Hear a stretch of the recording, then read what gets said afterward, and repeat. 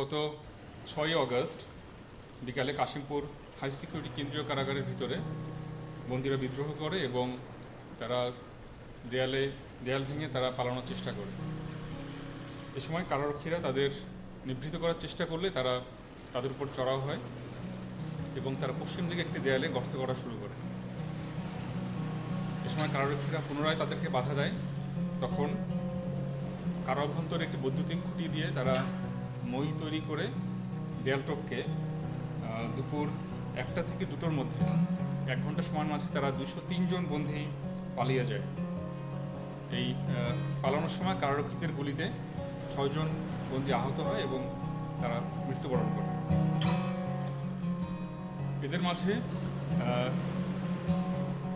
জঙ্গি ছিল, মৃত্যুদণ্ডপ্রাপ্ত এবং যুদ্ধস্য আসামিরা ছিল যারা পালিয়ে গিয়েছিল এবং তারা যেন দেশে বিশৃঙ্খলা সৃষ্টি না করতে পারে সেজন্য তাদের গ্রেফতার করার জন্য র্যাব 11 গোয়েন্দা নজরদারি বৃদ্ধি করে।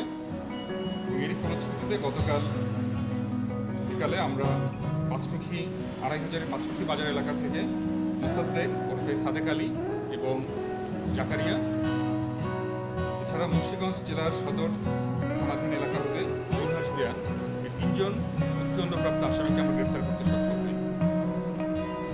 গ্রেফতারকৃত আসামি মোসাদ্দেক এবং জাকারিয়াকে জিজ্ঞাসাবাদে জানা যায় তারা একই মামলার আসামি। 2008 সালে নারায়ণগঞ্জ জেলার 2,500 এলাকাধীন এলাকায় একটি বাড়িতে হাঁস মুরগি চুরি সংক্রান্ত একটি বৈঠক হয়। বৈঠকে শামীম, তিনি মোসাদ্দেক, জাকারিয়া এবং শামীম 3 জনের বিরুদ্ধে এই চুরির ব্যাপারে সাক্ষ্য দেন। এই সাক্ষ্য দেয় তারা তার উপর রাগান্বিত হয় এবং তাকে হত্যার পরিকল্পনা করে। তারা 3 জন মিলে ভিকটিম শামীমকে নয়গাঁও গ্রামের একটি পারিবারিক কবরস্থানে ডেকে নিয়ে যায় এবং আসামি শামীম ভুঁইয়া এবং জাকারিয়া ভিকটিমের হাত পা চেপে ধরে এবং মোসাদ্দেক ভিকটিমকে ছুরি দিয়ে জবাই করে হত্যা করে। এই প্রেক্ষিতে পরবর্তী ভিকটিমের বাবার হত্যা মামলা প্রেক্ষিতে তাকে গ্রেফতার করা হয় এবং গত 12ই জুন 2013 তারিখে তাদের মৃত্যুদণ্ডাদেশ দেওয়া হয়। উভয় আসামি 2008 সাল থেকেই নারায়ণগঞ্জ জেলা কারাগারে ছিল। পরবর্তীতে 2013 সাল হতে তারা কাশিমপুর হাই সিকিউরিটি কারাগারে বন্দী আছে।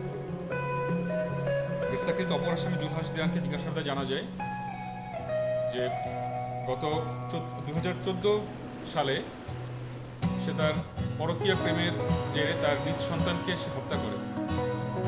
ঘটনাটি এমন ছিল, সে তার সন্তানকে চিকিৎসার নামে সন্তানকে নিয়ে বাড়ি থেকে বের হয় এবং বাড়ি থেকে নিখোঁজ হয়ে যায়। 3 দিন পর যখন তার পরিবার তার সন্ধান পায় তখন সে বলে তার ছেলে তার কাছ থেকে হারিয়ে গিয়েছে। পরবর্তীতে পুলিশ জিজ্ঞাসাবাদে সে তার সন্তান হত্যার কথা স্বীকার করে এবং তার দেখিয়ে দেওয়া জায়গা থেকেই মৃত সন্তানকে উদ্ধার করে। গ্রেফতারকৃত জুলহাস দেয়ান 2018 সালে তাকে মৃত্যুদণ্ডের আদেশ দেওয়া হয় এবং 2018 সাল থেকেই সে কাশিমপুর হাই সিকিউরিটি কারাগারে বন্দী ছিল। গ্রেফতারকৃত আসামি জুলহাসের নামে কোনাবাড়ি থানায় একটি মারামারি এবং মুন্সিগঞ্জ সদর থানায় একটি অস্ত্র আইনে এবং 3টি মারামারির মামলা রয়েছে। গ্রেফতারকৃত আসামিদের আমরা অতি সত্বর কারাগারে ফেরত পাঠানোর কার্যক্রম চালিয়ে যাচ্ছি।